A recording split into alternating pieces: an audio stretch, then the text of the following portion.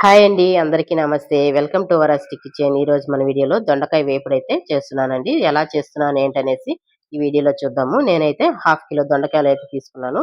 పచ్చిగా ఉండేయి పొడవుగా, అలాగే పండుగా ఉన్నాయి రౌండ్‌గా అనేసి ఇలా షేప్‌లో కట్ చేసి పెట్టుకున్నానండి. ఇప్పుడు ఎలా చేయాలో చూద్దాము. పాన్ పెట్టేసి ఒక 4, 5 స్పూన్ల ఆయిల్ వేసుకుంటున్నాను.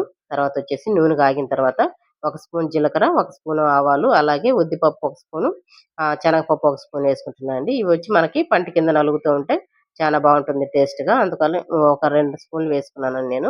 ఇవి కొంచెం బాగా ఫ్రై అయిపోయిన తర్వాత కట్ చేసి పెట్టుకున్న ఉల్లిపాయలు వేసి బాగా ఫ్రై చేసుకుందామండి. దొండకాయ ఫ్రై వచ్చేసి ఆరోగ్యానికి చాలా మంచిదండి. పెద్దవాళ్ళకి గాని, పిల్లలకి గాని అందరికీ చాలా బావుంటుందండి. గ్రేవీ పెట్టుకున్నా బావుంటుంది. అలాగే వేపుడైనా గాని ఇంకా చాలా బావుంటుందండి. నేనైతే ఈరోజు వేపుడే చేస్తున్నాను.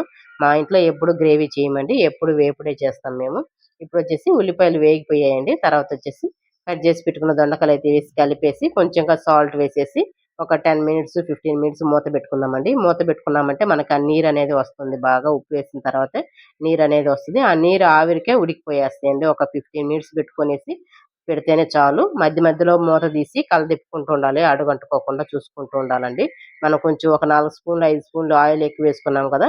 ఆ ఆయిల్‌కి అలాగే నీరు ఆవిరికి బాగా ఉడికిపోయేస్తాయండి. ఎక్కువ సేపు లేదు. బాగా తర్వాతొచ్చేసి నేనైతే ఇందులో వచ్చేసి కారము, కూరలో కారం వేయటం లేదండి. తాలింపుల్లో వేసే కారప్పొడి ఉంటది గదండీ! కరివేపాకు, కొబ్బరి కారం అనేసి రెడీ జేసి నిన్ననే పట్టి పెట్టానండి.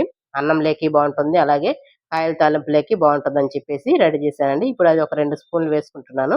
ఈ 2 స్పూన్లు వేసేసి ఉడికాయండి నాకు దొండకాయలు బాగా. ఇప్పుడొచ్చేసి కొంచెం ఒక 2 మినిట్స్ వచ్చేసి కారప్పొడి వేసిన తర్వాత ఒక 2 మినిట్స్ అయితే బాగా వేయించుకుందాము.